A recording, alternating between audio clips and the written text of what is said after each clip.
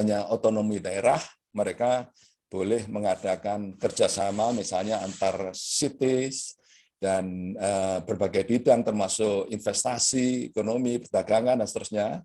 Hanya mungkin dibatasi beberapa hal, misalnya kalau masalah keamanan atau masalah hukum internasional, mereka tidak bisa menjadi subjek hukum. Ini sebagai gambaran bahwa diplomasi aktornya semakin meluas, dan Kemlu bukan lagi dominasi dari orang-orang tertentu, jebolan fakultas tertentu, tapi dari berbagai disiplin ilmu. Jadi kemudian yang terakhir, saat ini berbeda dengan pada saat kami bertugas, tidak terjadi perubahan fundamental menurut saya, baik di internasional maupun domestik, cukup stabil lah. Di luar negeri juga tidak ada goncangan yang begitu hebat, misalnya ada satu ideologi runtuh, atau misalnya liberalisme sudah tidak laku, dan seterusnya. Namun relatif stabil, sampai datang pandemi pada tahun tahun 2019 yang lalu. Ini merubah sedikit banyak konstelasi pelaksanaan diplomasi saya pikir di semua negara. Indonesia sebagai middle power dan sekarang sedang menjalani a new normal diplomacy, dan di luar perkiraan tentunya, mungkin saya kira Bu Menlu pada waktu menjabat tidak terbayang, bahkan Presiden juga tidak punya bayangan, atau RAPBN pun juga tidak digambarkan ke arah itu, tapi ternyata terjadi pandemi yang begitu sangat mempengaruhi kehidupan kenegaraan, sehingga semuanya banting setir.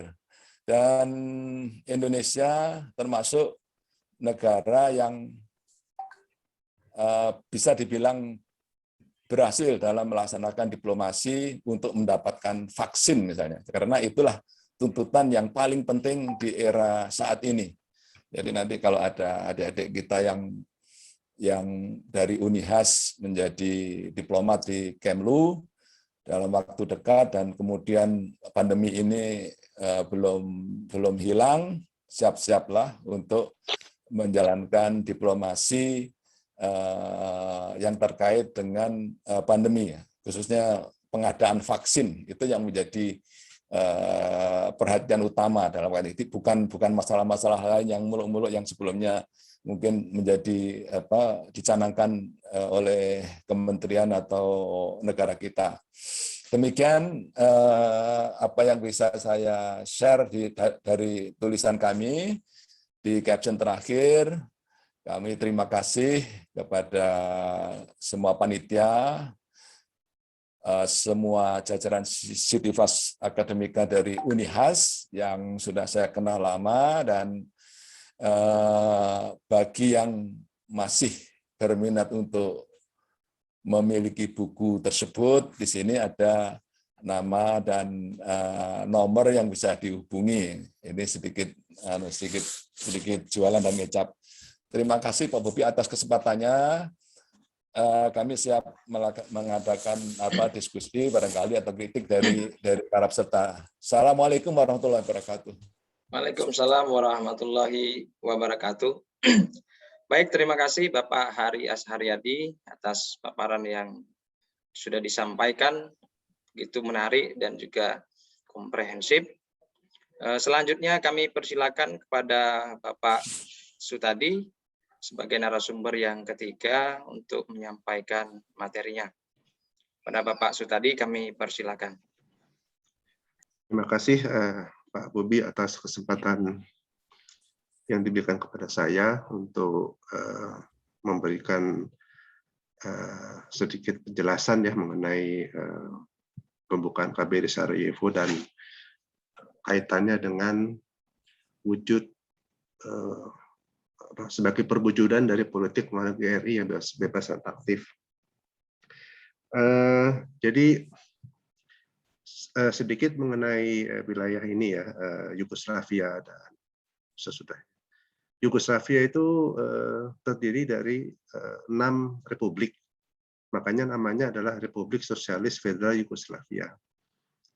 6 negara itu setelah tahun 91 mulainya itu masing-masing pecah menjadi negara-negara tersendiri, yang diawali dari Kroasia, kemudian Slovenia, kemudian berlanjut ke Bosnia, dan juga berlanjut ke yang lainnya yaitu Serbia, pisah Montenegro, dan kemudian Macedonia, di mana waktu itu namanya adalah FYROM, Former Yugoslav Republic of Macedonia, tapi berubah sekarang namanya menjadi Republik Macedonia Utara. Jadi apa yang ingin saya sampaikan dalam tulisan saya ini sebetulnya adalah untuk menggambarkan bahwa politik luar negeri Republik Indonesia yang sejak diucapkan oleh para pendahulu bangsa kita, sejak tahun 47 sampai kemarin, sampai sekarang bahkan, itu adalah politik luar negeri yang menurut pandangan kami di sini adalah yang cocok ya untuk dilaksanakan. Hal ini karena dengan politik luar negeri bebas dan aktif tersebut, maka sebetulnya Indonesia menjadi negara yang bebas untuk berkreasi ya, bebas untuk menentukan penilaiannya sendiri, menentukan sikapnya sendiri terhadap masalah-masalah dunia. Aktif artinya bahwasanya Indonesia itu secara aktif dan konstruktif berupaya memberikan sumbangannya bagi tercapainya kemerdekaan. Nah, jadi oleh karena itu politik kebangsaan aktif ini dalam perwujudannya memang sedemikian rupa sehingga selalu tampak fleksibel begitu. Nah, sekarang kita coba melangkah ke slide yang berikutnya. Dalam slide yang berikutnya itu saya sedikit memberikan semacam guidance ya, atau semacam dasar-dasar ya. Sebetulnya politik luar negeri Indonesia itu bagaimana sih sebetulnya gitu ya. Nah, di dalam caption yang berikutnya ini saya ingin menjelaskan sedikit bahwasannya politik luar negeri Indonesia itu mempunyai 2 dasar yang kuat, yaitu ideologi bangsa kita Pancasila, dan yang kedua adalah landasan konstitusional Undang-Undang Dasar 1945. Dalam konteks artikel ini, saya menyoroti alinea pertama yang berbunyi bahwa sesungguhnya kemerdekaan itu adalah hak segala bangsa, dan oleh sebab itu maka penjajahan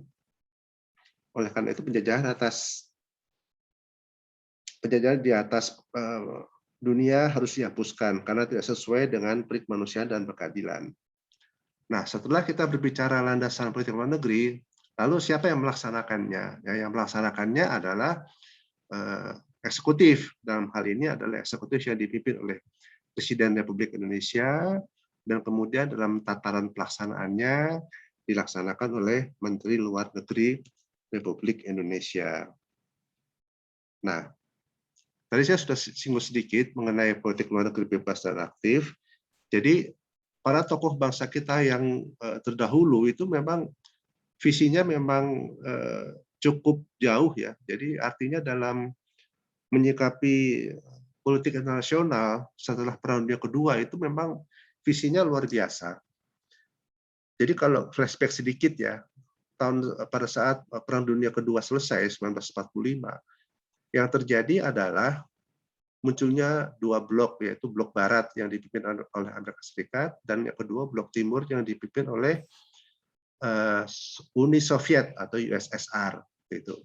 Nah, para tokoh kita, di sini saya ambil contoh para tokoh kita yang waktu itu adalah pendahulu bangsa kita, itu Sultan Syahrir itu sudah mengenalkan konsep bebas aktif. Yang tadi saya sudah katakan bahwa bebas itu kita bebas membuat penilaian, kemudian mempunyai sikap sendiri terhadap berbagai permasalahan. Nah, prinsip ini pun kemudian juga terus disampaikan oleh Perdana Menteri kita waktu itu, Bapak Muhammad Hatta, yang dalam sidang Komite Nasional Indonesia Pusat tahun 48 mengucapkan pidato yang berjudul Mendayung di Antara Dua Karang. Nah, dua karang ini semacam simbol ya, semacam pengibaratan bahwa karang itu adalah satu blok barat dan satu lagi karangnya adalah blok timur. Nah, jadi Indonesia dalam menjalankan diplomasi itu adalah bagaimana kita berjalan ya di antara dua karang ini supaya kita dalam berjalan itu tidak melakukan hal-hal yang justru menimbulkan hal yang negatif bagi kepentingan bangsa Indonesia. Nah, selanjutnya di dalam caption yang ini, saya ingin menggarisbawahi bahwasannya setelah 45, 47, politik luar negeri kita itu terus berjalan gitu ya Pak ya, dan sebetulnya ada satu momentum penting ya di dalam politik luar negeri Indonesia, yaitu yang namanya Konferensi Asia Afrika tahun 55. Nah, Konferensi Asia Afrika ini telah memberikan semacam guidance ya mengenai prinsip-prinsip dalam menjalankan hubungan internasional dengan cara yang damai yang disebut dengan Dasar Sila Bandung.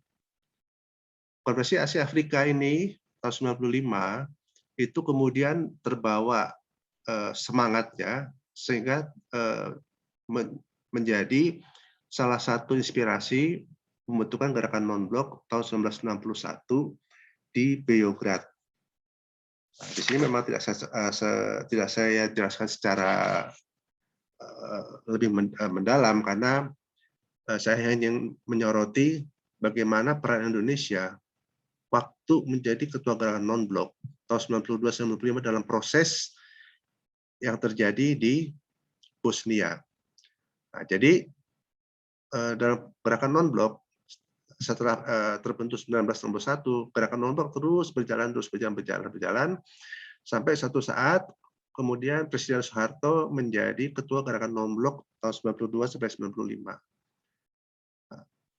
Peristiwa menonjol dalam kurun waktu tadi 92-95 adalah bahwasannya Yugoslavia yang terdiri 6 republik mengalami perpecahan. Nah, salah satu akibat dari perpecahan tersebut adalah bahwasanya negara-negara menjadi merdeka. Dalam konteks Bosnia, jadi Bosnia itu sebenarnya kelanjutan saja. Pertama yang menyatakan merdeka itu adalah Kroasia dan Slovenia tahun 91, kemudian 92 itu kemudian adalah Bosnia dan Herzegovina dengan referendum menyatakan melepaskan diri dari Republik Federasi Yugoslavia. Permasalahannya adalah bahwasannya kemerdekaan Bosnia dan Herzegovina tersebut kemudian diboikot oleh etnis yang lain. Etnis yang lain di sini adalah etnis Serbia yang tidak menginginkan Bosnia menjadi negara merdeka. Nah, sebagai akibat dari hal tersebut, maka kemudian muncullah konflik di Bosnia dan Herzegovina. Yang disebabkan itu tadi bahwasannya etnis Serbia tidak menginginkan Bosnia menjadi negara merdeka. Akhirnya timbullah konflik di situ. Konflik di Bosnia dan Herzegovina itu mendapat perhatian dari gerakan non-blok. Nah, di sini saya sampaikan di butir nomor 3 bahwasanya itu mendapat perhatian dalam final document. Nah, perjuangan gerakan non-blok itu dalam konteks PBB dan juga dalam konteks gerakan non-blok. Nah, dalam hal ini ada satu peristiwa penting yang sangat diingat oleh rakyat Bosnia, bahwasannya Presiden Soeharto pada tahun 95 itu mengadakan kunjungan ke kota Sarajevo, yang notabene waktu itu kota Sarajevo berada dalam pengepungan ketat dari tentara etnis Serbia. Kota Sarajevo dikepung tahun 92 sampai 95. Presiden Soeharto berkunjung tahun 95 bulan Maret dalam kapasitas sebagai ketua gerakan non-blok. Kunjungan tersebut dalam tanda petik bisa dikatakan sebagai kunjungan yang nekat dari seorang presiden Karena apa? Situasi keamanan begitu sangat tidak kondusifnya.